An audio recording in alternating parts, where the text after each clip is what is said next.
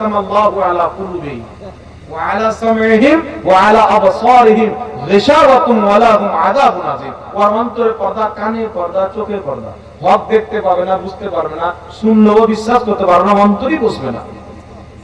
শুনেন, এর জবাব দিব আমি হাদিস থেকে। হাদিসটি তিরমিজি শরীফের, যে হাদিসকে নাসিরউদ্দিন আলবানী সহিহ বলেছে, তারপরে যে হাদিসকে ইমাম তিরমিজি বলছেন হাদা হাদিসুন হাসানুন সহিহুন, এই হাদিসের সনদ হচ্ছে হাসান সহিহ। হাদিসটি কি? বিখ্যাত সাহাবী জাবির ইবনে আব্দুল্লাহ রাদিয়াল্লাহু তাআলা আনহু বলেন, এই শুনো, যেই ব্যক্তি সূরা ফাতিহা পড়লো না তার নামাজ হলো না।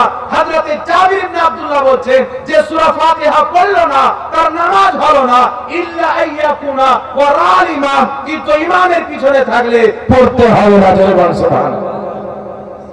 যে ব্যক্তি সূরা ফাতিহা পড়বে না তার নামাজ হবে না, সাহাবা ফয়সালা করে দিলে, কিন্তু ইমামের পিছনে পড়তে হবে না। তাহলে আসরের নামাজ ইমামের পিছনে থাকে না আগে থাকে?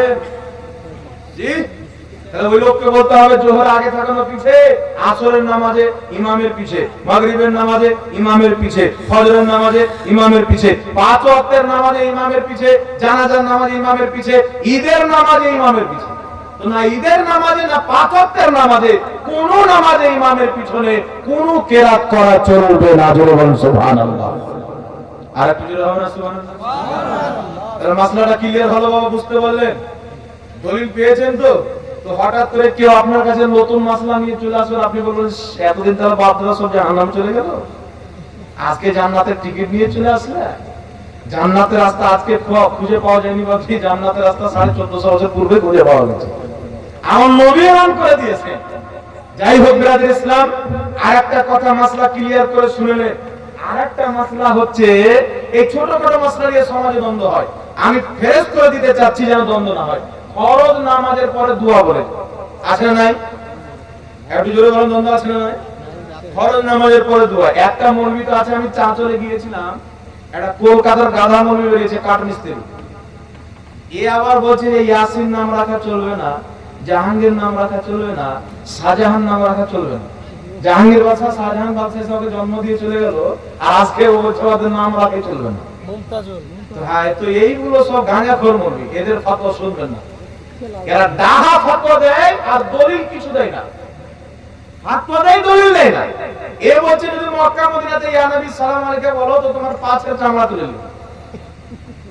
আমি যখন ইতিহাস পড়ি তো আজ থেকে 80 বছর পূর্বে মক্কা মদিনাতে 800 বছর পর্যন্ত মসজিদে নববীতে, মসজিদে আপনার কাবা ঘরে, জান্নাতুল বাকিতে সব জায়গাতে ইয়া নবী সালাম আলাইকে 800 বছর পর্যন্ত আরবে হয়েছে।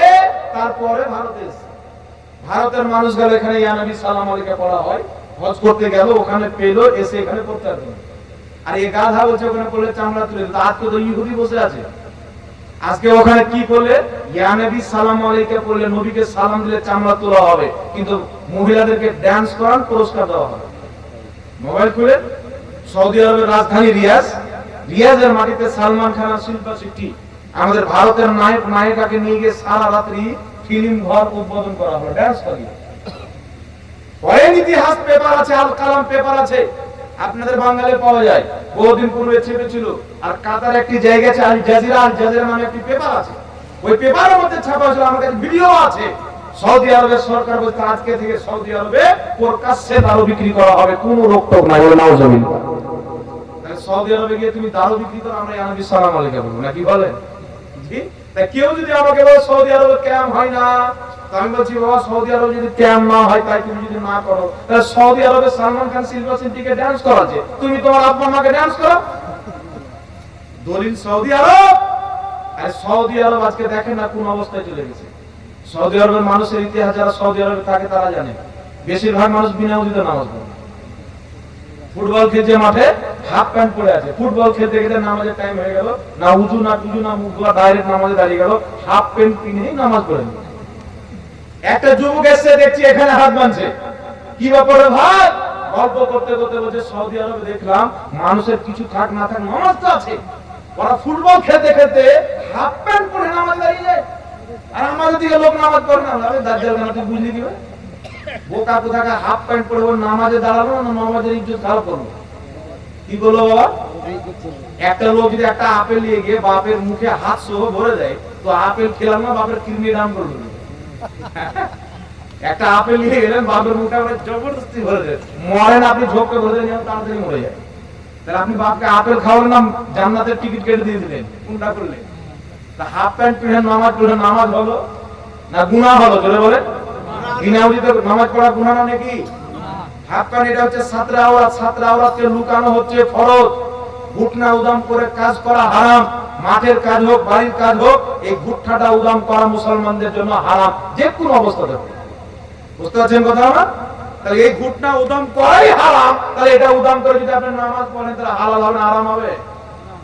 ওই যে সিগারেট খাচ্ছে, খেতে খেতে আজান হয়ে গেল, ফেলে দিল, নামাজে ঢুকে গেল কাবা ঘরে। তো এইরকম অনেক কাজ আছে। কাবা আছে সামনে, পাও করে এইভাবে বসে আছে কাবার সামনে, কাবার সামনে পাও করা আছে। আমাদের দেশের মুসলমানকে আল্লাহর ওলিরা আদব শিখিয়েছে, তারা কাবা যদি সামনে থাকে কোন মতে পাও সামনে করতে পারবে। ও যদি হাদিসও পেয়ে নেয়, নাও যদি একটা বুঝার জন্য বলছি যে কাবার দিকে পাও করে পাও দিয়ে বসা জায়েজ আছে, কেউ যদি হাদিসও দিয়ে দেয় তবু আমাদের দিকে মুসলমান বসবে না। জায়েজ হলি দিয়ে করতে হবে, এটা কি অবশ্যই বাবা? জোরে বলে। জায়েজ হলি করতে হবে। আর কোন জিনিস যদি আমাদের দেশে আদব হয়, যেমন আমরা জানাবে মুহাম্মদ রাসূলুল্লাহ বলি, নবী পাককে জানাব শব্দ দিয়ে সম্বোধন করি, আমাদের ভারতে সবাই জানাব মানে সম্মানিত ব্যক্তি বুঝে কি বুঝে না? কিন্তু বাংলাদেশে যেন ওখানকার উলামায়ে কেরাম ফতোয়া দেয় যে নবী পাককে জানাব বলা যাবে না। ওদের বাচ্চাকে জানাব বলে, অমুক জামাত ঘুমুক জামাত, মানে জামাত জানাব জামান জানাব বলে সম্বোধন করার কারণে এটাকে নবীর ক্ষেত্রে ব্যবহার করাকে বৈধ মনে করে না, একই শব্দ। কিন্তু পাও করা, আমার নবী বলেছেন গুরুজনের সামনে পাও করা বসিও না, বলেননি? আমার নবী আদব শিখায়নি? পরে পায়ে পাও ঠেকে গেলে ওকে সালাম করো, খুশ করে দাও, যেন তোমার প্রতি নারাজ না হয়ে যায়। তাহলে কাবা তো সারা পৃথিবীর ঘরের মধ্যে সবচাইতে বেশি বুজুর্গ, সবচাইতে বেশি সম্মানিত, তাই কাবা ঘরের সামনে পা করে ঘুমানো যাবে না। এইবার